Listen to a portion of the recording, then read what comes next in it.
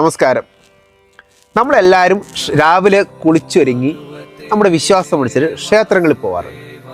അതുപോലെ വൈകുന്നേരം ദീപാരാധന കാണാറുണ്ട്. ദീപാരാധന തിരുമേനിക്ക് എന്താ നമ്മുടെ ഇപ്പം ദേവിയുടെ വിഗ്രഹം അല്ലെങ്കിൽ കൃഷ്ണൻ്റെ നമ്മൾ പൂജ അർപ്പിക്കാറുണ്ട്. ഓക്കെ, നമ്മൾ ആ ദീപാരാധന കണ്ടു തൊഴാറുണ്ട്. അതുപോലെ നിർമ്മാല്യം കണ്ടു തൊഴാറുണ്ട്. പിന്നെ കോടാനുകോടി ജനങ്ങൾ ശബരിമലയ്ക്ക് പോകാറുണ്ട്. നമ്മുടെ കർണാടക, തമിഴ്നാട്, നമ്മുടെ കേരളത്തിൽ അതർ വിട്ട് സ്റ്റേറ്റ് ആൾക്കാരെല്ലാം നമ്മുടെ അതുപോലെ നമ്മൾ പഴനി പോകാറുണ്ട്. ഇവിടെ എല്ലാം കൂടിയിരിക്കുന്ന ഓരോ ദൈവത്തിൻ്റെ സങ്കല്പം അനുസരിച്ച് ഓരോ ബിംബങ്ങളാണ്. ഇപ്പം കൃഷ്ണൻ്റെ, ശ്രീകൃഷ്ണൻ, അതുപോലെ ദേവി, അങ്ങനെ കുറേ നമ്മുടെ ഹിന്ദു വിശ്വാസം അനുസരിച്ചാണ് നമ്മളെ ബിംബത്തെ പൂജ ചെയ്യുന്നത്. ഓക്കെ, അപ്പോൾ നമുക്കൊരു സെപ്പറേറ്റ് ഒരു വീഡിയോ കാണാം. വീഡിയോ കണ്ടിട്ട് നമുക്ക് ബാക്കി കാര്യങ്ങളിലേക്ക് കിടക്കാം. ഓക്കെ, വിഗ്രഹം ദൈവമാണെന്ന് ഒരിക്കലും കുട്ടികളെ പഠിപ്പിക്കരുത്. അതൊരു വലിയ അപരാധമാണ്. ഒരു വിഗ്രഹവും ദൈവമല്ല. അത് നമ്മൾ ഹിന്ദുക്കൾ തെറ്റി പഠിപ്പിച്ച് കാരണം നിങ്ങൾ അങ്ങനെ തെറ്റി പറഞ്ഞു കൊടുത്താൽ നമ്മുടെ ഭാരത സംസ്കൃതിയെ നിങ്ങൾ മനസ്സിലാക്കാതെ പോകും. ഒരു വിഗ്രഹത്തിൽ ഒതുങ്ങുന്നതല്ല ഹിന്ദുവിൻ്റെ ദൈവസങ്കല്പം. മനസ്സിലാവുണ്ടല്ലോ. നമുക്ക് ദൈവമില്ല, എന്തേ ഉള്ളൂ? ദൈവീകതയേ ഉള്ളൂ. അത് പറഞ്ഞു കൊടുക്കണം കുട്ടികൾക്ക്. ദൈവമില്ല. അമ്പലങ്ങളിലൊക്കെ പോകുന്നത് ആ വിഗ്രഹം എന്ന് പറയുന്നത് ഒരു ഗുരുസ്ഥാനമാണ്. ആരാണ്? ഒരു ഗുരുവാണ്. ശിവൻ ഗുരുവാണ്. ഗുരുവിനെ ഏത് ഗുരു? അറിവിൻ്റെ ഗുരുക്കന്മാരാണ് ഇവരൊക്കെ. അതുകൊണ്ടാണ് ദക്ഷിണാമൂർത്തി സങ്കല്പങ്ങൾ. കൃഷ്ണം വന്ദേ പറയൂ, ജഗദ്ഗുരു. സരസ്വതി അറിവിൻ്റെ ഗുരുവാണ്. ലക്ഷ്മി സമ്പത്തിൻ്റെ ഗുരുവാണ്. ഒക്കെ ഗുരുക്കന്മാരാണ്. അതല്ലേ ഗുരുർ ബ്രഹ്മ, ദൈവം ബ്രഹ്മ, ദൈവം വിഷ്ണു എന്നാണ് എഴുതി വെച്ചത്. ആണോ? എന്താ എഴുതി വെച്ചത്? ഗുരുർ ബ്രഹ്മ, ഗുരുർ വിഷ്ണു, ഗുരുർ ദേവോ മഹേശ്വര, ഗുരു സാക്ഷാൽ പരം ബ്രഹ്മ തസ്മൈ ശ്രീ ഗുരവേ നമഃ. നമ്മൾ ഹിന്ദുക്കളിന് മാറി വരണം. അതുപോലെ ഞാൻ പറയുമ്പോഴല്ലോ, നിങ്ങൾ നോക്കൂ, ഒരു വിഗ്രഹത്തിൽ ദൈവത്തെ കണ്ട് തൊഴുതു പോയി അതാണ് ദൈവമെന്ന് സങ്കല്പിച്ചാൽ നിങ്ങളെ വിഡ്ഢികളായിട്ടാണ് കൃഷ്ണൻ കരുതിയിട്ടുള്ളത്. നിങ്ങളെ മന്ദന്മാരായിട്ടാണ് കരുതിയിട്ടുള്ളത്. മനസ്സിലാവുണ്ടല്ലോ.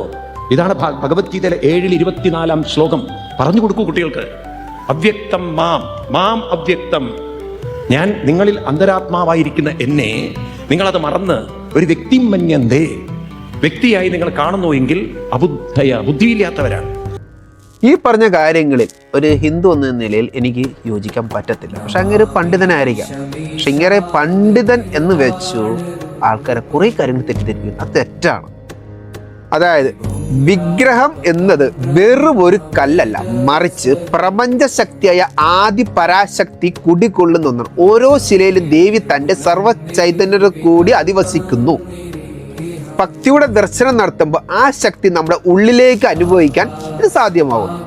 ആചാരപ്രകാരമുള്ള പ്രതിഷ്ഠയിലൂടെ വിഗ്രഹം ജീവദേവി രൂപയായി മാറുന്നു. ആ രൂപത്തിൽ വിശ്വസിക്കുന്ന ഒരു ഭക്തന് അത് ഒരു പ്രതിമയല്ല, മറിച്ച് ആശ്രയം ശക്തി നൽകുന്ന സാക്ഷാൽ ജപ ബിംബം തന്നെയാണ്.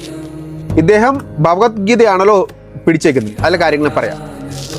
ഭഗവത്ഗീതയെ സംബന്ധിച്ച് കുറച്ച് കാര്യങ്ങൾ ഞാൻ നിങ്ങളോട് പറഞ്ഞു. അതുമായി ബന്ധപ്പെട്ട ഭഗവത്ഗീതയിലേക്ക് നമുക്ക് ആദ്യം കടക്കാം. ഓക്കെ, ഭഗവത്ഗീതയിൽ ഭഗവാൻ ശ്രീകൃഷ്ണൻ വിഗ്രഹാരാധന പറ്റിയോ അല്ലെങ്കിൽ വിഗ്രഹത്തിൽ ദൈവം കുടികൊള്ളുന്നതിനോ നേരിട്ട് ഒരിടത്തും ഗീതയിൽ പറഞ്ഞിട്ടില്ല.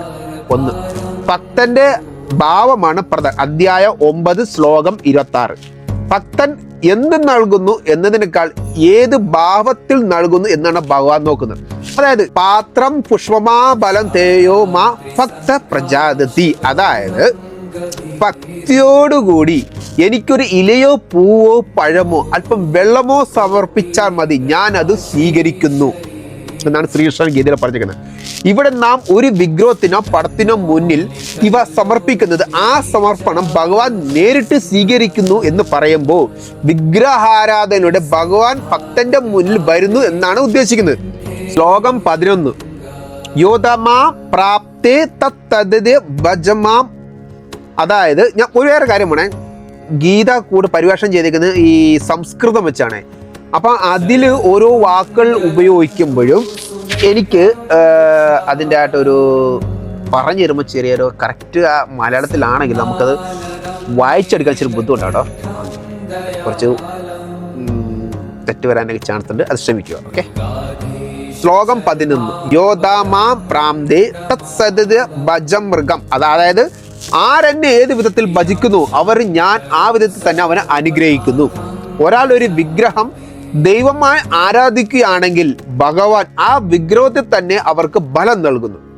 ഈ ശ്ലോകത്തിലൂടെ നമുക്കിത് മനസ്സിലാക്കിയെടുക്കാൻ പറ്റും. അല്ലാതെ വിഗ്രഹം ആരാധിക്കുന്ന എന്ന് പറയുന്ന വിഡിത്തമൊന്നുമല്ല. പണ്ട് ഋഷിമാരുടെ കാലത്ത് എഴുതി വെച്ച കാര്യങ്ങളാണ് ഇതൊക്കെ. ശ്ലോകം 5, രൂപമില്ലാത്ത ദൈവത്തെ നിർഗുണ ബ്രഹ്മം ആരാധിക്കുന്നതിനേക്കാൾ ഒരു രൂപത്തെ സഗുണന്ത രൂപം ആരാധിക്കുന്നതാണ് മനുഷ്യർക്ക് എളുപ്പമെന്ന് ഭഗവാൻ പറയുന്നുണ്ട്. അതായത് രൂപമില്ലാത്ത കാര്യത്തിൽ മനസ്സുറപ്പിക്കുക എന്നത് ദേഹഭിന്നമാവാനുള്ള മനുഷ്യർക്ക് വളരെ പ്രയാസകരമാണ്. സാധാരണക്കാർക്ക് ഭക്തി വളർത്താൻ വിഗ്രഹം പോലുള്ള ഒരു ബിംബം ഉള്ളത് നല്ലതാണ്. ഈ ശ്ലോകത്തിൽ അതാണ് ഉദ്ദേശിക്കുന്നത്. ചുരുക്കത്തിൽ വിഗ്രഹത്തിൽ ദൈവമുണ്ട് എന്ന് അക്ഷരത്തിൽ ഗീതയിൽ വ്യക്തമായി പറയുന്നില്ലെങ്കിലും ഭക്തൻ വിഗ്രഹത്തെ ദൈവമായി കാണുമ്പോൾ ഭഗവാൻ ആ രൂപത്തിൽ പ്രസാദിക്കുന്നു എന്നാണ് ഗീത നൽകുന്ന സന്ദേശം. വേദങ്ങളിൽ അർച്ചന വിഗ്രഹങ്ങളിൽ ചെയ്യുന്ന സങ്കല്പമുണ്ട്. അതായത് ഭക്തന് അനുഗ്രഹം നൽകാൻ ഭഗവാൻ സ്വയം ന്യായീകരിക്കുന്ന രൂപമാണ് വിഗ്രഹം.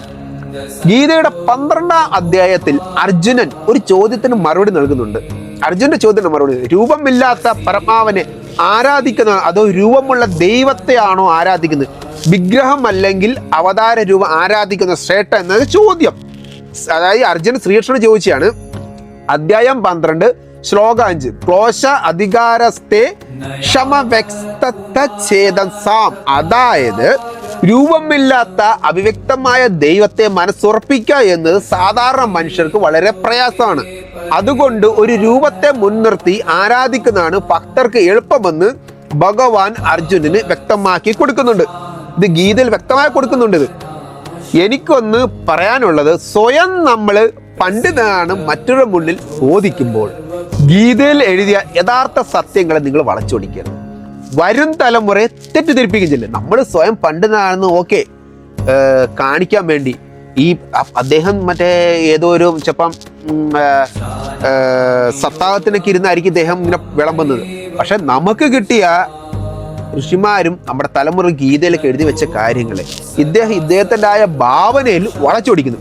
അത് നമുക്ക് ഒരിക്കലും അംഗീകരിക്കാൻ പറ്റില്ല. ഗീത വ്യക്തമായിട്ട് പറയുന്നുണ്ടല്ലോ, വിഗ്രഹാരാധിക ദൈവം പറയുന്നില്ല. പക്ഷേ നമ്മൾ ഒരു ആരാധിക്കുന്നത്, നമുക്കൊരു കുടിയുള്ള ഒരു ദൈവം, അതായത് ചുമ്മാ ഒരു വിഗ്രഹം എടുത്ത് നിൽക്കില്ല. അതിൽ കൂടി മന്ത്രങ്ങളൊക്കെ കൊടുത്താണ് ആ വിഗ്രഹത്തെ ഇരുത്തി അതിന് ശക്തി കൊടുക്കുന്നത്, ആ ബിംബത്തിന് ശക്തി കൊടുക്കുന്നത്. ചുമ്മാ ഇരുത്തുവൊന്നുമല്ല ചെയ്യുന്നത്. അതോ എന്തുകൊണ്ടാണ് ഈ സ്വാമി മനസ്സിലാക്കാത്തത് എനിക്കറിയില്ല.